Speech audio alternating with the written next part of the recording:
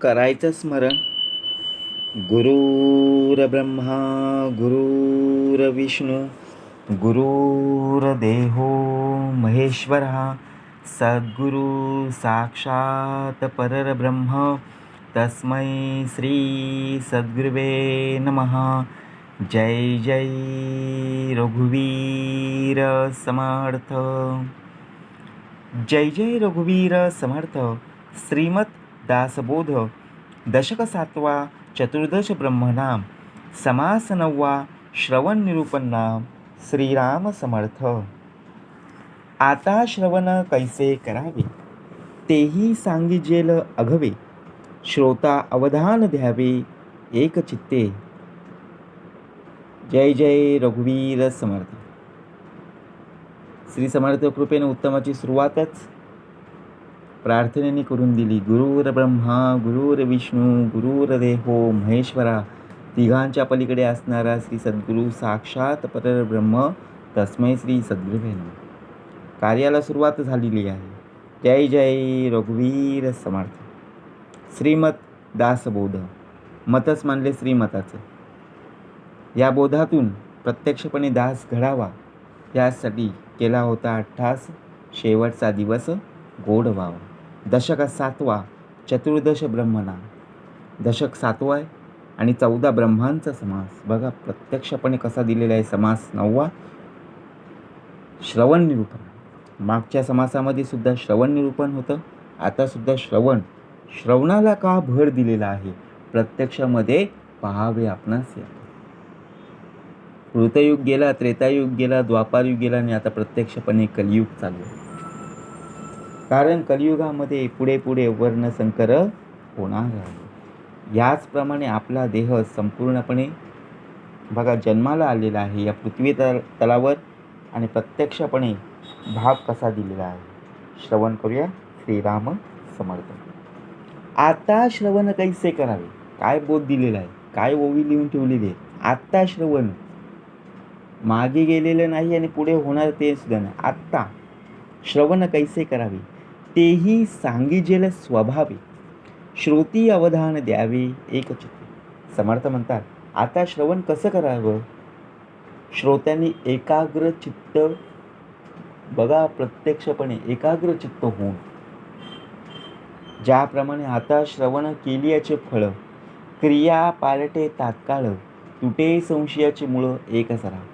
आपलं मन स्थिर आहे का हो. बघा आपण जरी आपली माया संपूर्णपणे आपला देह समोर बसलेला आहे तरी मन संपूर्णपणे चंचल आहे. मनाबरोबरच बुद्धीसुद्धा भ्रमिष्ट होऊ लागलेली आहे. ज्याप्रमाणे एखादं कार्य आपण करत आहोत, एखादं काम करत आहोत, त्या कामामध्ये आपल्याला लक्ष लागत नाही. का. कारण देहाने जरी तू इथे बसलेला असलास, शरीराने जरी तू इथे बसलेला असलास तरी मनाने एकाग्र नाही. म्हणून समर्थ म्हणाले एकाग्र करून या मन. आता श्रवण कैसे करावे तेही सांगिजेल स्वभावे. मग स्वभावामध्ये बदल घडून येतोच. स्वभाव कसा दिलेला आहे. आपला देह उत्तमाचा आहे का हो. नक्कीच. परंतु विषय विकारांमध्ये जर देह अडकला तर लोभ आहेच. काम क्रोध लोभ मद मत्सर दंभ संशय चिंता हे 8 विषय विकार आपल्याला बघा प्रत्यक्षाने फसवतात.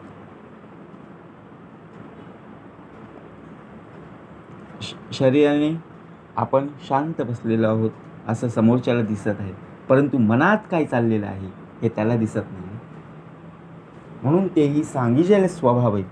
श्रोती अवधान द्यावे एक चित्ते. म्हणून मन कसं असावं. एकाग्र. एक वक्तृत्व श्रवणी पडे. एक वगतृत्व श्रवणी पडे. बघा तेने झाले समाधान मोडे केला निश्चय बिघडे समाधान. एखाद्याचं बघा प्रत्यक्षपणे ज्यावेळी शब्द कानावर पडतात ना त्यावेळी समाधान वाटतं. कारण ती व्यक्ती समोरची व्यक्ती काहीतरी आपल्याला चांगलं मार्गदर्शन करत आहे. परंतु असे काही शब्द कानावर पडले की ऐकावंसं वाटत नाही. कारण का. कारण ती गोष्ट बोलणारी व्यक्तीचे शब्द वाईट. बरोबर आहे की नाही. म्हणून अध्यात्माविषयी केलेला निश्चय एकाएकी डळमळू लागतो. मग आपण ते वाईट शब्द ऐकल्यावर आपण ज्या कार्याला चाललेलो आहोत त्या कामामध्ये लक्ष लागत नाही, कारण त्यांचाच विचार आपल्या मनामध्ये घुटमळू लागतो. बघा, आपण एखाद्या बाजारात गेलो, बाजारामध्ये ज्यावेळी किंवा जत्रेमध्ये गेलो, त्यावेळी एखादी वस्तू आपल्याला हवी असेल, जर ती वस्तू आपल्याला मिळाली नाही ना, जर कोणी आपल्याला घेऊन दिली नाही, तर बघा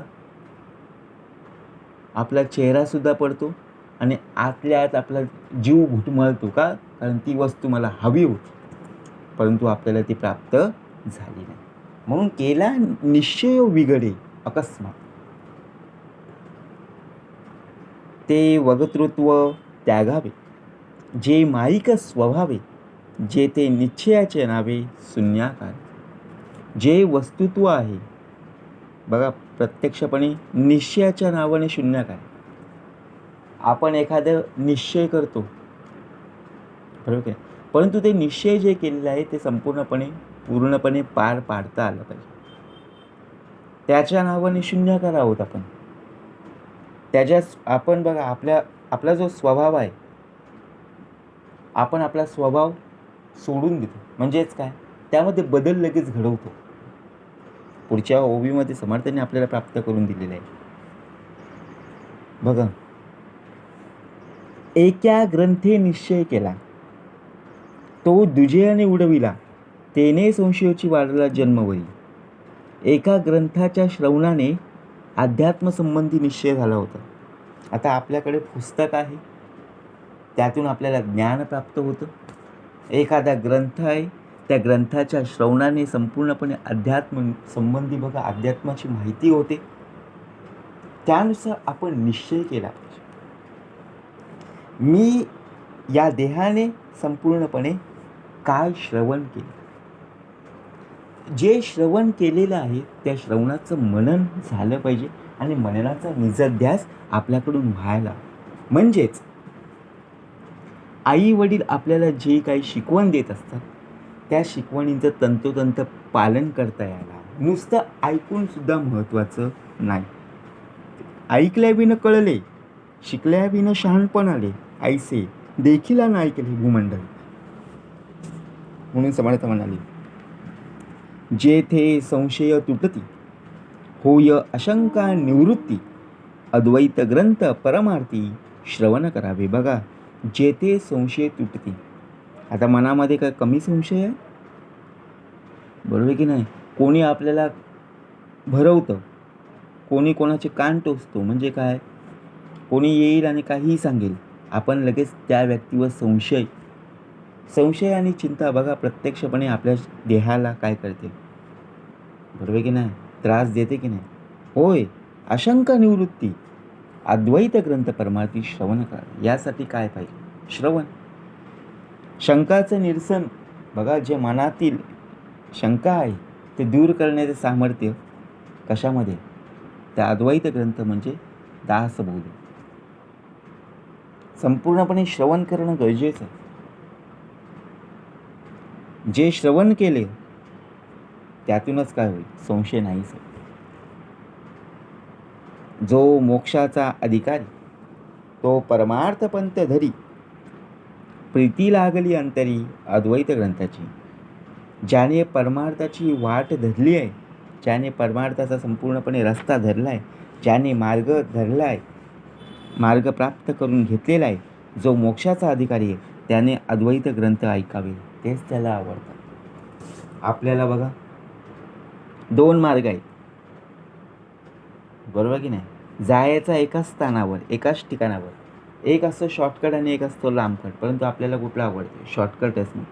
परंतु बघा, आपल्याला प्रवास हा उत्तमाचा करायचा, बरोबर की नाही? ज्याने परमार्थाची वाट धरली आहे. आता संसार आहे, जीवन जगायचं आहे, परंतु जीवनामध्ये आयुष्यामध्ये 2 मार्ग आहेत. एक आहे संसार म्हणजे प्रपंच आणि दुसरा आहे परमार्थ. आता कुठला जीवन जगायचं आहे? जीवन दोन्हीही जगतात. संसार करणारे प्रपंचामध्ये पण आहेत आणि परमार्थ करणारे पण आहेत. परंतु जिथून आपल्याला मोक्षाची संपूर्णपणे मार्ग, मोक्षाची वाट आपल्याला प्राप्त होईल, तो मार्ग जास्तीत जास्त स्वीकारावा ना. आपण पैसे गुंतवतो की नाही, जिथून आपल्याला जास्त परतावा मिळेल तिथेच आपण गुंतवतो ना, बरोबर की नाही? मग त्याचप्रमाणे भाग दिलेला आहे. आपल्याला प्रपंच पण करायचा आणि परमार्थ पण करायचा. पण समर्थ म्हणाले, मार्ग सापडे सुगम, न लगे साधन दुर्गम, सायुज्य मुक्तीचे वर्म ठाई पडे. जेने सांडिला इहलोक, जो परलोकीचा साधक, तेने पहावा विवेक अद्वैत शास्त्री. ज्याने इहलोकाची आसक्ती सोडली, जो उत्तम गती प्राप्त व्हावी म्हणून साधक बनलाय. बघा प्रत्यक्षपणे भाग कसा दिलेला. ज्याने इहलोकाची आसक्ती सोडलेली आहे, जो उत्तम गती प्राप्त व्हावी. आता उत्तम गती प्राप्त कधी होईल? आता मनामध्ये वाईट विषय चालू आहे. आपण जे वाईट कर्म करतो त्यामुळे आपल्या देहाला बघा प्रत्यक्षपणे बोल लोक ठेवणारे आहेत. मग हे सुटणार कधी? ज्याप्रमाणे उत्तम गती प्राप्त होत नाही तोपर्यंत. मग उत्तम गती केव्हा प्राप्त होईल? ज्याप्रमाणे आपण जो निश्चय आहे ते निश्चय आपल्या अंगी बघा प्रत्यक्षपणे मोक्ष प्राप्तीचा निश्चय, जे आपल्याला बघा मुख्य भक्ती, आत्मज्ञान, शुद्ध ज्ञान, प्रत्यक्षपणे आत्मस्थिती, ही निश्चय आहेत. या निश्चयावर आपला देह उभा असला पाहिजे. जयास पाहिजे अद्वैत, तयापुढे ठेविजे द्वैत, तेने शोभले उठे चित्त तया श्रोतयांचे. ज्याला अद्वैत मत रुचत असेल त्या श्रोत्यापुढे द्वैताचं प्रतिपादन केले तर त्यामुळे चित्त शोभते. म्हणजे काय? बघा, एक आहे अद्वैताचा भाग आणि एक आहे द्वैताचा. प्रत्यक्षपणे जर पाहायला गेलो तर द्वैतामध्ये आपण सर्व पाहतच आहे. कलियुग आहे म्हणजे प्रपंचाचा भाग आहे. सर्वजण जीवन जगत आहेत, परंतु बघा त्याबरोबरच आपल्याला उत्तमाचं अजून आयुष्य कसं चांगल्या प्रकारे जगता येईल, तोच भाग म्हणजे अद्वैत. बरोबर की नाही? आवडी सारखे मिळे, तेने सुखची उचंबळे, नाहीतरी कंटाळे माणस ऐकता. बघा, ज्याला ज्याची आवड असेल ते ऐकायला मिळाले की श्रोत्याच्या अंतःकरणात सुख उचंबळून,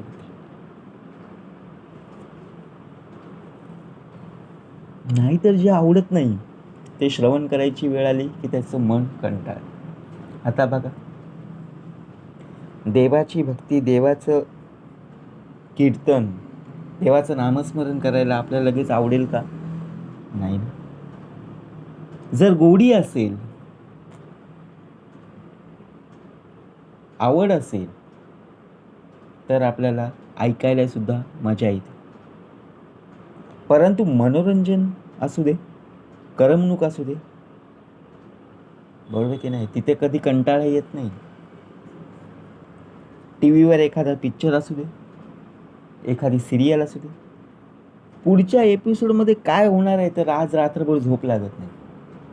तो उद्या संध्याकाळी 7 वाजता ते टी व्ही पाहण्यासाठी उत्सुक असतो. का? कारण पुढच्या एपिसोडमध्ये काय होणार आहे ही उत्सुकता आणलेली असते. परंतु आवडीसारखी मिळेल तेने सुखची उचंबळे. परंतु आवड कशाने? ज्यातून आपल्याला सुख, शांती, समाधान प्राप्त होते. आपल्या घरामध्ये वादविवाद कशामुळे होतात?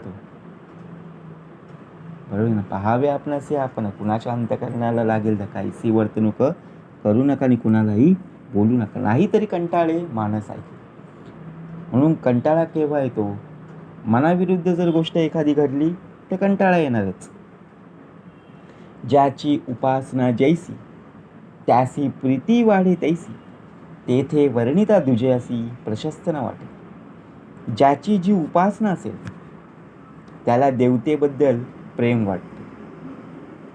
बघा, प्रत्यक्षपणे ज्याची उपासना जैसी, उपासनेचा भला मोठा आश्रय, उपासने विन निराश्रय, उदंड केले तरी जय प्राप्त नाही.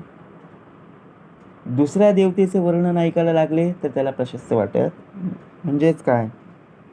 आपण उपासना करतो की नाही, भक्ती करतो की नाही, त्याचप्रमाणे देवावर विश्वास असणं खूप गरजेचं आहे. बरोबर की नाही?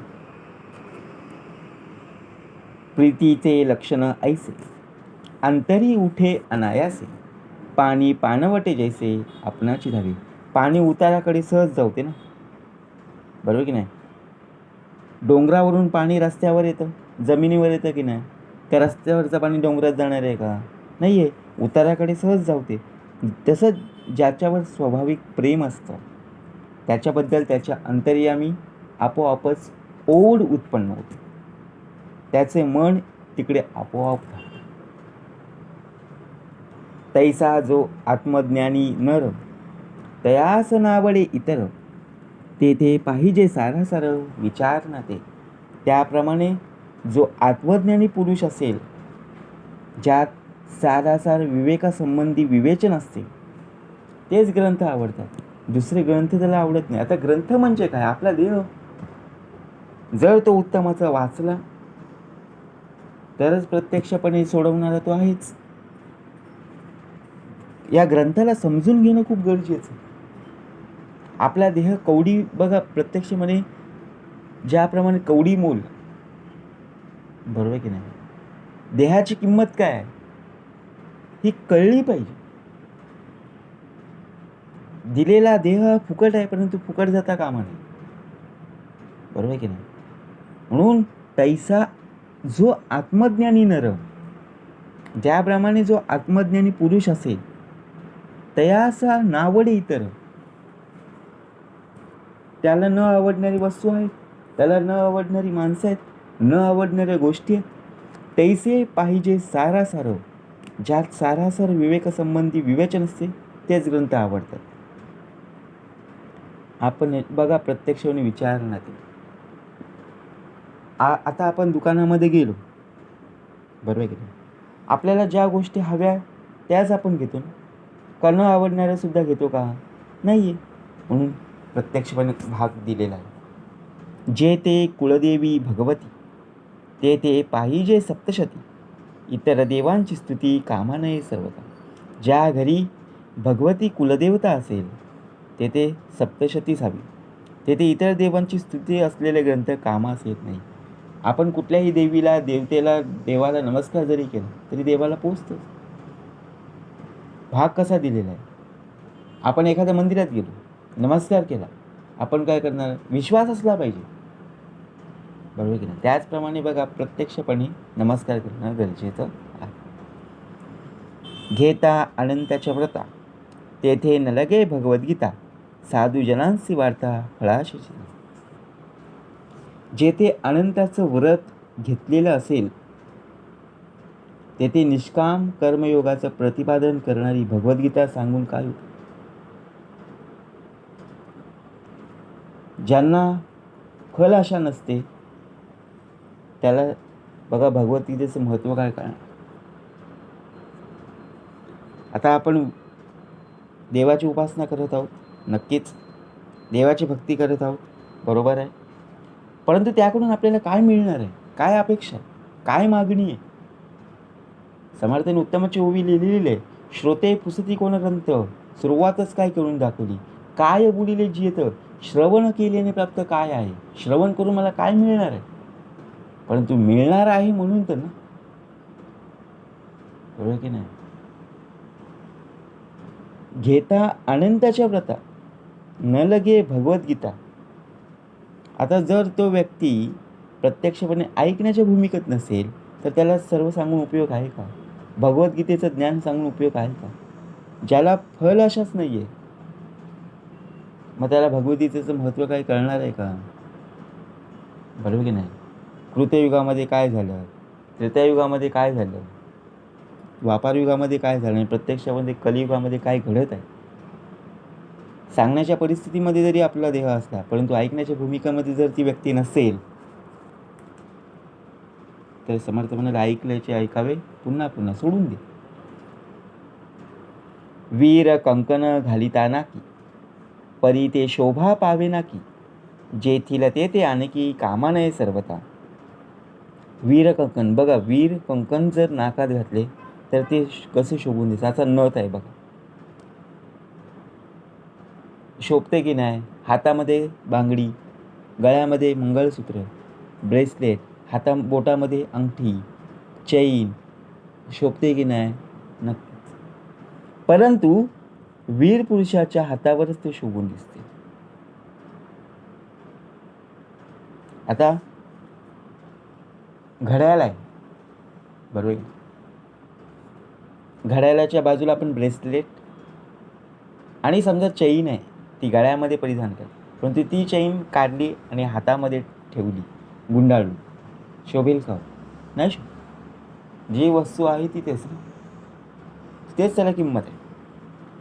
नाना महात्मे बोलिले, जेथील जेथे वंदे झाली, विपरीत करून वाचली तरी ते विलक्षण. अनेक देवदेवतांची स्तुती स्तोत्रे गाणारी अनेक महावाक्य. आपण प्रार्थनासुद्धा म्हणतो, स्तोत्रसुद्धा म्हणतो. बघा, प्रत्यक्षपणे ज्याप्रमाणे ज्याची जी उपासना असेल तेथे तेथे देवतेचे गुणवर्णन करणारा आपण आहोतच. या उलट केले ते अयोग्य ठरते. आता बघा, उपासना आहे की नाही? उपासना. जर देहाची संपूर्णपणे उपासना उत्तमाची झाली तर देहाला सामर्थ्य नक्कीच आहे. परंतु जर उपासनेमध्ये जर देह नसला तर उपासनेचा शब्द उलटा करा, नास पाऊ. म्हणजे ह्या शरीरावर संपूर्णपणे कोणाचं आहे? सत्ता कोणाची आहे?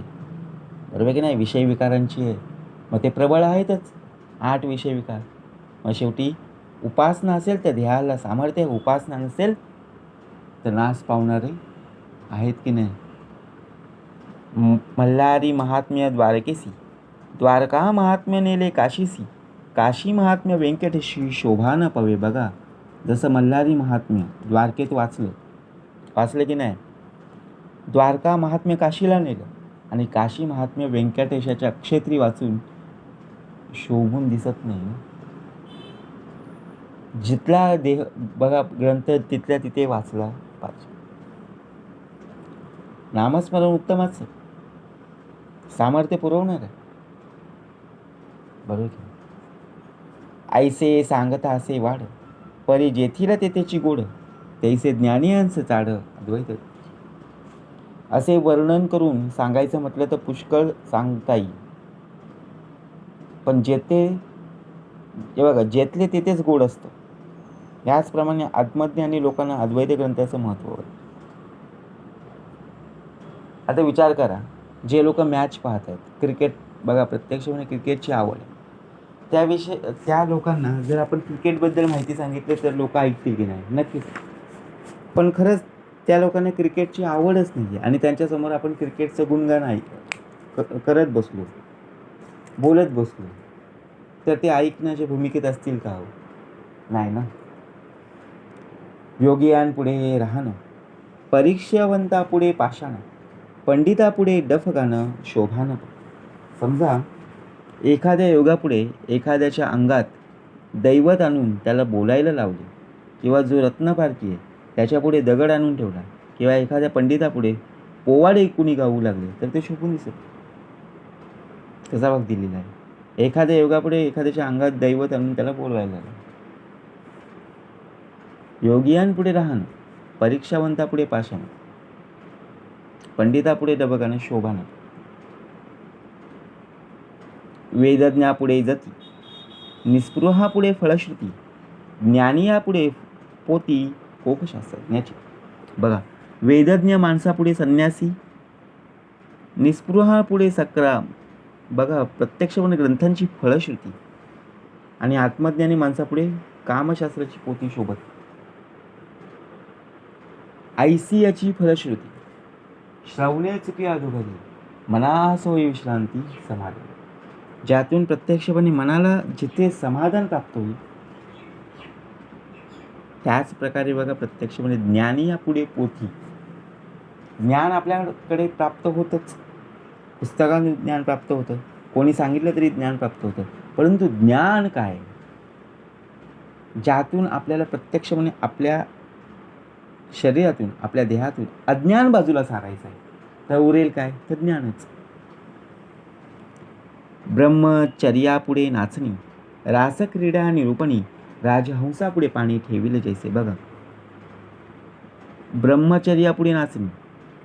अध्यात्म ग्रंथाचं निरूपण चालले असता तेथे रासक्रीडाचं वर्णन अथवा गजहंसापुढे नुसतं पाणी आणून ठेवले राजहंसाकडे. बघा, तर ते शोभून दिसत नाही. आता प्रत्यक्षपणे पाणी आणि दूध मिक्स करून जर त्याच्या पुढे ठेवलं तर बाजूला सारेल की नाही दूध आणि पाणी वेगवेगळं करेल? नक्कीच. काय प्रत्येकाची कला आहे ना. आता पक्ष्यांचं जे घरटं असतं, पशु बघा, त्यांचं गुहा असतं, त्यांचं घर असतं. बघा, त्यांच्यासारखं आपल्याला बनवता येईल का हो? कितीही प्रयत्न करा, नाही ना. सुतार पक्षी असतं बघा, झाडावरती कसं बनवतो घर, येईल का आपल्याला बनवता? तसं नाही ना. प्रत्यक्षपणे ज्याला जी कला दिलेली आहे, पहावे आपणास आपण. तैसे अंतर्निष्ठापुढे ठेविले शृंगारी टिपडे, तेने त्यासे कैसे घडे समाधान. तसे जो अंतर्निष्ठ आहे त्याच्यापुढे शृंगारिक चोपडे कुणी आणून ठेवले तर त्याने त्याचं समाधान कसं होईल? अंतर्निष्ठ, बघा, निष्ठेने उत्तमाचं राहणं गरजेचं. निष्ठा जर नसेल तर या पृथ्वीतलावर बघा प्रत्यक्ष तेने त्याचे कैसे घडे समाधान. समाधानच प्राप्त होणार नाही. संपूर्णपणे त्याची वागणूक, त्याचा स्वभाव हा उत्तमच असला पाहिजे. रायास रंकाची आशा, तक्र सांगणे पियुषा, संन्याशास ओवसा, उच्चिष्ट चांडाळीचा. एखाद्या रंकाला बघा वस्तूची आशा असते, त्याच वस्तूची आशा एखाद्या राजाला दाखवावी तर ते योग्य नाही. तसेच अमृतासमोर ताकाची प्रशंसा करणे आणि एखाद्या संन्याशापुढे उच्चिष्ट चांडाळीच्या मंत्राचं अनुष्ठान करणे अयोग्य. आता बघा, ज्याची सोन्याची लंका होती त्याच्यापुढे आपण सोनं मिरवीत गेलो, काय वाटेल का? काहीच नाही, काहीच फरक पडणार नाही. त्याचप्रमाणे अमृत आहे, परंतु त्या अमृतासमोर बघा प्रत्यक्षपणे ताकाची प्रशंसा केली तो होईल का?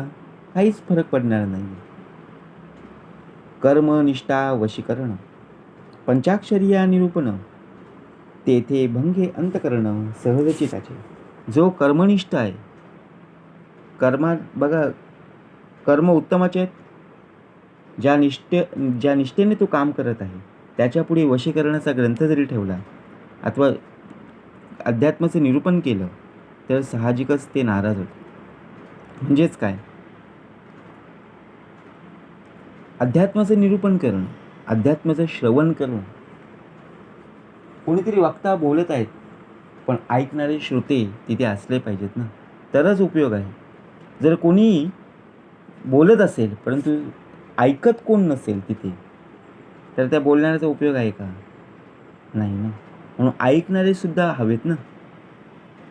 आपण आपली एखादी बघा गोष्ट, आपलं एखादं मन हलकं करायचं आहे तर कोणाला तरी सांगायचं आहे. जर कोणी समोर असेल त्या व्यक्तीला आपल्याला सांगता आलं तरच आपलं मन शांताने हलकं होते की नाही, मनाला शांती लागते की नाही. त्याचप्रमाणे जर सोबतच कोण नसेल, समोर कोण नसेल आणि आपण एकटंच बडबडत चाललेलो आहोत तर लोक आपल्याला हसल्याशिवाय राहत नाही.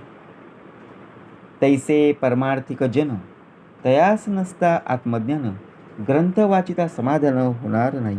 त्याचप्रमाणे जी परमार्थाची आवड असणारी लोक आहेत त्यांच्यापुढे ज्यात आत्मज्ञानाचं निरूपण नाही असे ग्रंथ वाचले असता त्यांना समाधान होणार नाही. जे ग्रंथ आहेत, जे पुस्तक आहे त्यांच्यामधून बघा आपण नुसतं वाचत बसलेलो आहोत, परंतु त्या वाचण्यामध्ये जर अर्थच समजला नाही, त्या वाक्यांचा अर्थ, त्या शब्दांचं संपूर्णपणे महत्त्व आपल्याला काही कळलं नाही तर ते वाचून उपयोग होणार आहे का? नाही ना. त्यातून आपल्याला काहीतरी माहिती मिळाली पाहिजे, त्याचं महत्त्व काय, हे आपल्याला कळलं गेलं पाहिजे. म्हणून जैसे परमार्थिक जन तयास नसता आत्मज्ञान, ग्रंथ वाचिता समाधान होणार. आता असो हे बोलणे, जयास स्वहित करणे, तेने सदा विवरणे अद्वैत ग्रंथी. आता हे बोलणं पूर्ण झालं. ज्याला स्वहित साधून घ्यावायचं आहे, नेहमी अद्वैत ग्रंथाचाच अभ्यास करा. आता बघा, प्रत्यक्षपणे भाग कसा दिलेला, द्वैत आणि अद्वैताचा भाग, ज्यामध्ये आपल्याला स्वहित जाणून घ्यायचं. आपण स्वतःचं फक्त पाहत असतो की माझ्या आयुष्यात कसं सुख प्राप्त होईल, कसं माझं चांगलं होईल, दुसऱ्यांच्या आयुष्यात संपूर्णपणे वाटोळं व्हावं असं आपण पाहतो. दुसऱ्यांना मदत करणारा आपला देह नसतो. तुम्ही सर्व ज्ञानी मंडळी, तुम्हा सर्वांना नमस्कार आहे. परंतु या देहाचा भाग चाललेला आहे, बरोबर की नाही? आपण काय करतो, दुसऱ्यांच्या आयुष्यामध्ये ढवळाढवळ करतो आणि आपलं कसं स्वहित घडेल, आपलं कसं उत्तमाचं होईल ते आपण पाहतो. आत्मज्ञानी एकचित्त, तेने पाहणे अद्वैत, एकांतस्थळी निवांत समाधान. जो आत्मज्ञानाचा इच्छुक असेल त्याने एकांत स्थळी जाऊन त्याने मन एकाग्र करून ग्रंथाचं वाचन, मनन, बघा, प्रत्यक्षपणे निजध्यास ज्याप्रमाणे आहे त्याचप्रमाणे जर केलं तर मनाला शांती लाभल्याशिवाय राहणार.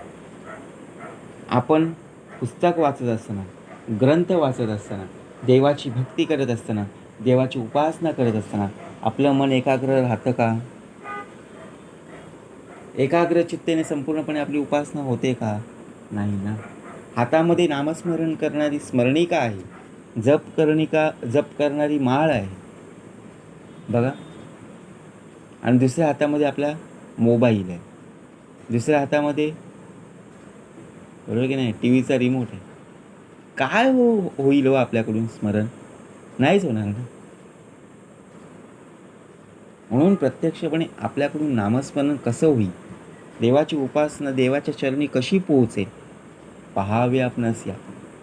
बहुत प्रकारे पाहता, ग्रंथ नाही अद्वैता परता, परमार्थस तत्वता तारूच. याप्रमाणे अनेक दृष्टीने विचार केला असता अद्वैतासारखा श्रेष्ठ ग्रंथ दुसरा आहे. बघा, अनेक दृष्टीने विचार केला हो. पोहणाऱ्याशीच गुचका खातो, जनासी कैसा काढू पाहतो. जर खरंच आपल्याला पोहता येत नाही आहे आणि दुसऱ्यांना, बघा, आपण शिकवायला चाललो तर आपण दुसऱ्यांना शिकवू का? नाही आहे, कारण आपल्यालाच कुठे पोहता येतं आहे. त्याचप्रमाणे अद्वैतामध्ये ज्याप्रमाणे, बघा, या परमार्थाचा विचार केला, या दृष्टीने जर विचार केला तर अद्वैतासारखा श्रेष्ठ ग्रंथ नाही आहे. परमार्थ करणाऱ्याला भवसागरातून तारून नेणारी ती जणू नावच आहे. बघा, बुडणाऱ्याला काठीचा आधार असतो, तसंच परमार्थ करणाऱ्याला भवसागरातून तारून नेणारा प्रत्यक्ष म्हणजे जणू नावच आहे. इतर जे प्रपंचिक हास्य विनोद नवरस हित नव्हे ते पुस्तक परमार्थ. इतर जे प्रपंचिक ग्रंथ आहेत ज्यात हास्य विनोद वगैरे आहेत, तसेच बघा प्रत्यक्षपणे नवरस ज्यामध्ये परिपूर्ण आहेत, ते ग्रंथ परमार्थी माणसाला हितकारक नाही. आता आपण मनोरंजन भाग जर बघितला तर मनोरंजनासारखंच असं करमणूक आहे तेवढंच आपण, परंतु आयुष्यामध्ये संपूर्णपणे जीवनाचं वाटोळं करून घ्यायचं नाही. कुणाच्या अंतःकरणाला लागेल तर काहीही वर्तणूक करू नका आणि कुणालाही बोलू नका, कारण भावनेच्या भरामध्ये आपण मस्करीमध्ये बोलत जातो. आपल्याला वाटतं की आपण जे बोलतो ते दुसऱ्यांच्या मनाला लागणार नाही, परंतु दुसऱ्यांच्या मनाला लागले की आपल्याला वाटतं की अरे मी ॲक्टिंग केली, परंतु तीच ॲक्टिंग आपल्याला महागात पडते ना. कारण एखाद्याला मारलं की त्याचं वळ निघून जाईल, पण तू बोललं की ते शब्द शेवटपर्यंत टिकून जातात. जेने परमार्थ वाढे, अंगी अनुताप चढे, भक्ती साधना आवडे, त्यांना व ग्रंथ. बघा, ग्रंथाच्या योगे परमार्थात वाढ होते आणि अंतःकरणात पश्चाताप होतो.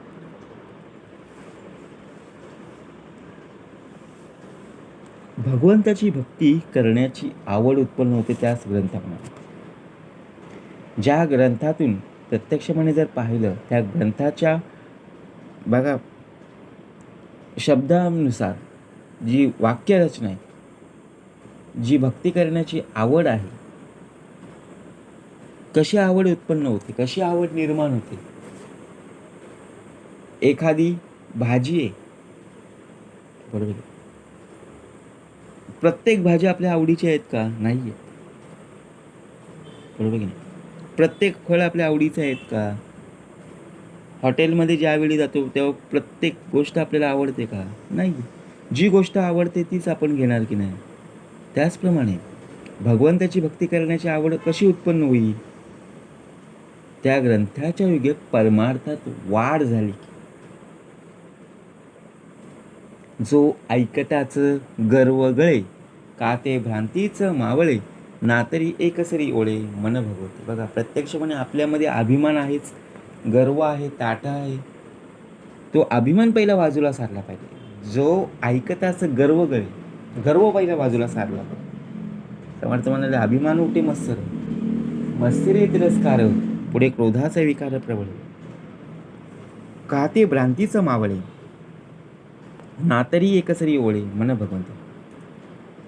अज्ञान विपरीत ज्ञानरूपी भ्रांती नष्ट होते व मन एकाएकी भगवंताकडे ओढ घेऊ लागते. जेणे होय उपरती अवगुण अवघे पालटते, जेणे चुके अधोगती ज्ञाना अवगती. बघा ज्याच्या श्रवणाने उपरती होते, अवगुण पालटतात आणि त्यामुळे अधोगती चुकते त्याला ग्रंथामध्ये. ज्याच्या श्रवणाने उपरती होते,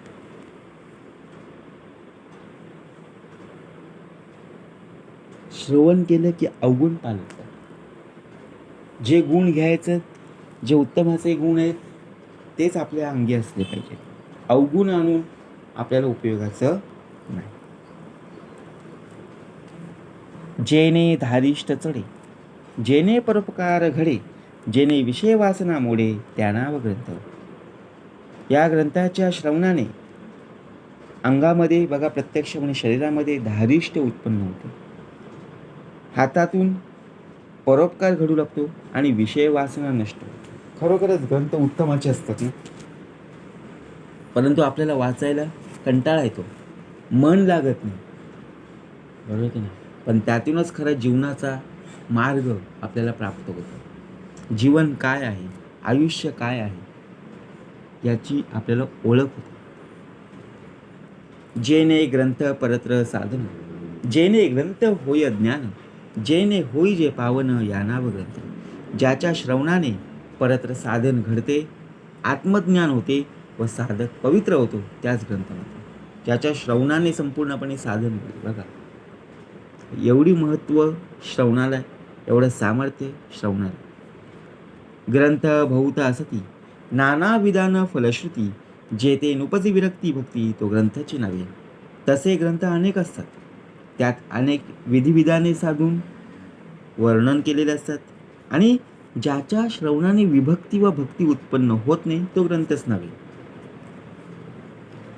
मोक्षेविना फलश्रुती, ते दुराशाची पोथी, ऐकता ऐकता पुढती दुराशाचाच वाढे. बघा ज्या ग्रंथात मोक्षाशिवाय अन्य फलश्रुती दिलेल्या असतात, ज्या प्रकारे आपण पुस्तक वाचतो बघा, त्या पुस्तकामध्ये धडा असतो की नाही, धडा वाचत असताना सुरुवात होते, मध्य असतो आणि शेवट असतो. जर त्याला सुरुवात मध्य शेवटच नसेल तर त्या वाचण्याला अर्थ आहे का? त्याचप्रमाणे भाग दिलेला आहे. मोक्षेविना फलश्रुती, ते दुराशाची पोथी, ऐकता ऐकता पुढती दुराशाचाच वाढे. श्रवणी लोभ उपजेल जेथे, विवेक कैसा असेल तेथे, बैसली दुराशाची भूते तया अधोगती. बघा त्या ग्रंथाच्या श्रवणाने लोभ वाढू लागतो. लोभ का वाढला?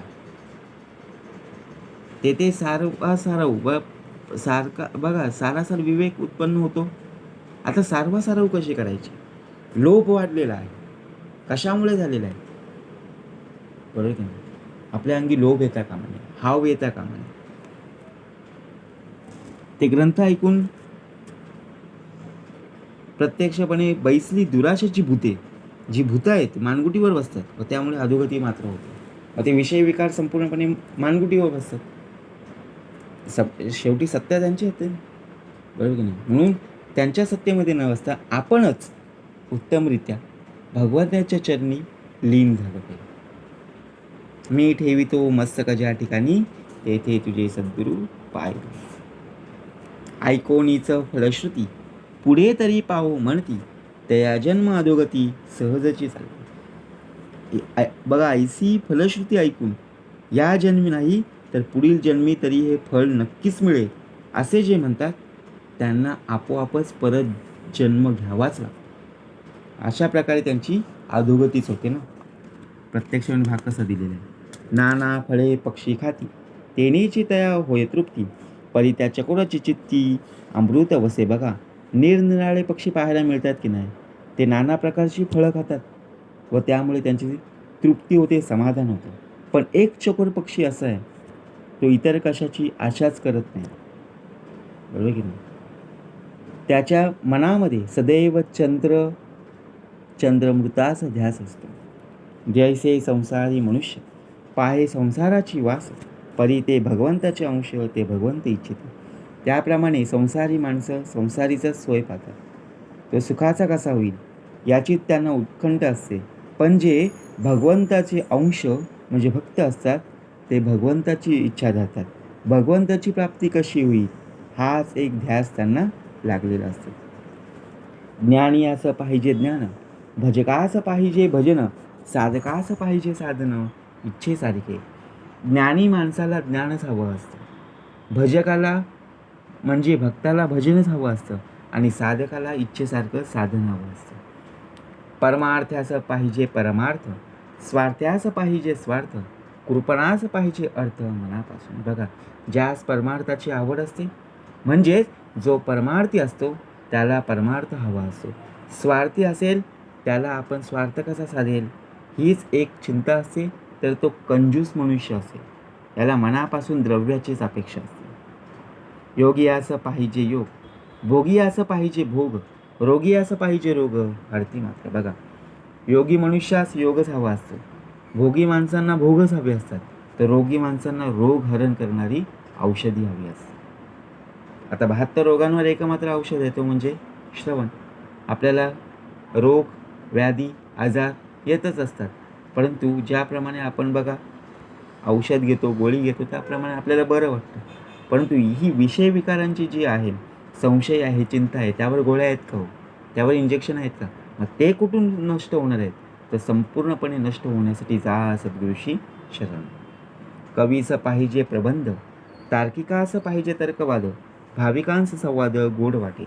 जे कवी असतील त्यांना प्रबंध आवडतात, तार्किक माणसात तर्कवाद करावायस हवा वाचतो, भाविकांना भगवद्गीता चरित्रात बघा सुखसंवाद गोड वाटतं ना.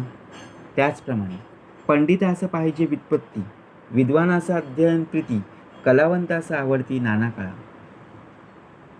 पंडित लोकांना स्तुतीची गोडी असते, विद्वानांना अध्ययनाची प्रीती असते, तर कलावंतांना नाना प्रकारच्या कला आवडतात. हरिदासांचे आवडी कीर्तन, शुचिर्भूतांचे संध्या स्नान, कर्मनिष्ठांचं विधिविधान पाहिजे ते.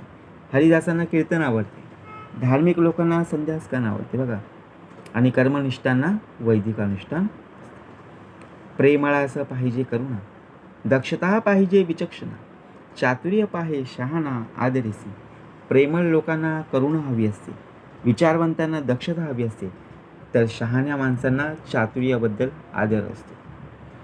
भक्त पाहे मूर्ती ध्यान, संगीत पाहे तालज्ञान, रागज्ञानी तान मान मूर्छना पाहे. भक्ताला मूर्ती ध्यान आवडते, संगीतज्ञ असेल तो तालज्ञानाकडे लक्ष देतो, तर सगज्ञानी असेल तो तानमान मूर्छना आदीकडे लक्ष देतो. योग्याभ्यासी पिंडज्ञान, तत्वज्ञानी तत्वज्ञान, नाडीज्ञानी मात्रज्ञान पाहत असेल. योग्याभ्यासी पिंडज्ञानाचा विचार करतात, तत्वज्ञ तत्वज्ञानासंबंधी विचार करतात, तर नाडीज्ञानी बघा औषधी मात्राचं ज्ञान जाणून घेतात. कामिक पाहे कोकशास्त्र, चेटकी पाहे चेटकी मंत्र, यंत्री पाहे नानयंत्र आदरिसी. जो कामी मनुष्य असेल तो कामशास्त्र पाहतो, जो चेटूक करणारा असेल तो चेटक मंत्राकडे लक्ष देतो, आणि तर यंत्री असेल तो आदराने यंत्राचा अभ्यास करत असतो. टवाळासी आवडे विनोद, उन्मत्तास नाना छंद, तामसास प्रमाद गोड वाटे. टवाळखोर लोकांना विनोद आवडतो. उन्मत असेल तर तो नाना छंद करतो आणि तामस माणसाला अमर्याद मस्तीस गोड वाटे. मूर्ख होय नाद डुबदी, निंदक पाहे उनी संधी, पापी पाहे पापबुद्धी लावून अंगी. मूर्ख असेल तो नादावर लुप्त होतो आणि निंदक असतो तो लोकांचे उणे काढण्याची संधी शोधत असतो. व पापी असेल तर अंगी पापबुद्धी लावून घेत असतो. एका पाहिजे रसाळ, एका पाहिजे पाल्हाल, एका पाहिजे केवळ साबडी भक्ती. एखाद्याला रसाळ ग्रंथ आवडतो, कुणा एखाद्याला पाल्हाल पाहिजे तर कुणाला एखादी भोळी भक्ती हवी असते. आगमी पाहे आगम, शूर पाहिजे संग्राम, एक पाहती नानधर्म इच्छे सारिके. तांत्रिक असतात ते तंत्रशास्त्रात शूर असतात, त्यांना युद्ध हवं असतं आणि कुणी इच्छेप्रमाणे नाना धर्मांचा अभ्यास करत असतं. मुक्त पाहे मुक्त लीला, सर्वज्ञ पाहे सर्वज्ञ कळा, ज्योतिष भविष्य पिंगळा वर्णू पाहे. मुक्त असेल त्याला मुक्तावस्थेबद्दल उत्सुकता असते, सर्वज्ञ असेल त्याला कौतुक आणि सर्व कलांचं निरीक्षण, तर ज्योतिष असेल तर त्याला पिंगळा पक्षाच्या आवाजावरून भविष्य सांगण्याचा प्रयत्न करीत असतो. ऐसे सांगावे ते किती, आवडी सारखे ऐकती, नाना पुस्तके वाचिती सर्व काळ. असे किती म्हणून वर्णन करावे. ज्याला जे आवडतं ते तो श्रवण करतो, नाना प्रकारची पुस्तकं वाचत असतो. आता बघा, प्रत्यक्षपणे आपण लायब्ररीमध्ये जातो की नाही, ग्रंथालयामध्ये जातो की नाही, अनेक प्रकारची पुस्तकं असतात, अनेक प्रकारची ग्रंथ असतात. परंतु आपल्याला ज्या पुस्तकातून बघा, ज्या पुस्तकाची आवड आहे तेच पुस्तक आपण घेतो ना. ज्या प्रकारे बघा, आवड आहे म्हणजे काय, एखादा छंद आहे, एखादी आवड आहे, आपण त्याच विषयांची आपण काय घेणार,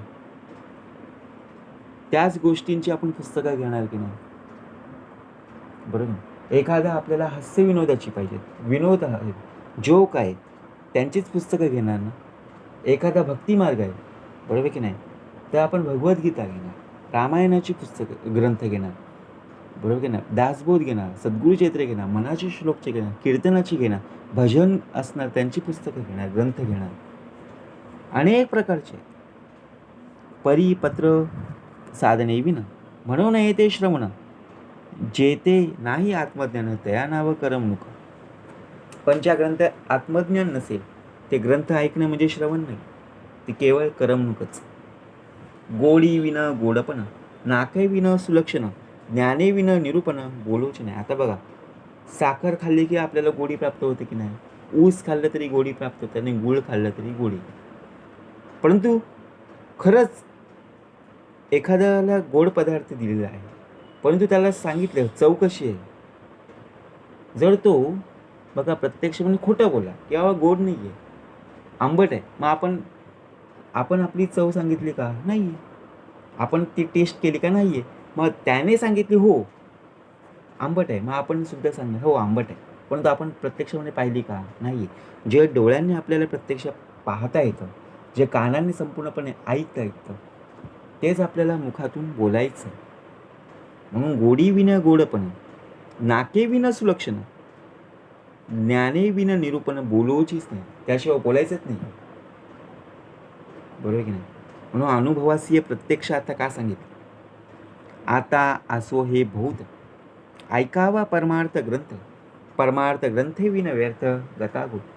जो ग्रंथ आहे तो ऐकला पाहिजे, त्याचं श्रवण, त्याचं संपूर्णपणे मनन, मननाचा निजध्यास, त्याचा अर्थ, त्याचं महत्त्व आपल्याला कळलं गेलं पाहिजे.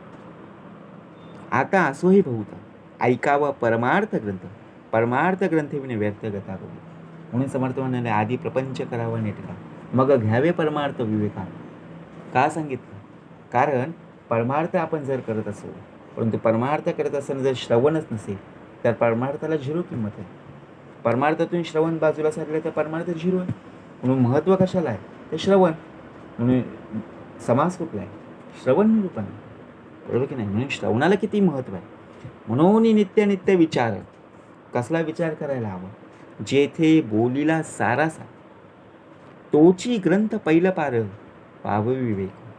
ज्या ग्रंथात नित्य नित्य विचार, सारासार विवेक यांचं निरूपण आहे, तेच ग्रंथ श्रवण करावेत. म्हणजे विवेक प्राप्त होऊन आपल्याला पहिलं पार नेलं जातं.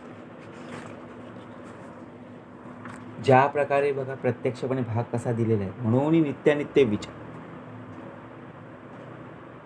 आयसी याची फलश्रुती, आणि त्याचप्रमाणे जयाचा भावार्थ जैसा, तयास लाभ तैसा, ज्याच्यातून आपल्याला लाभ प्राप्त होणार आहे. मत्सर धरी तो फुसा तयास त्याची प्राप्त. काय प्राप्त होणार आहे, काय मिळालेलं आहे? मुख्य उपासनेचा भला मोठा आश्रय. उपासने विन निराश्रय, उदंड केले तरी जयो प्राप्त नाही. इति श्री दासबोधे गुरु शिष्य संवादे श्रवण निरूपणा समास 9वा. जय जय रघुवीर समर्थ.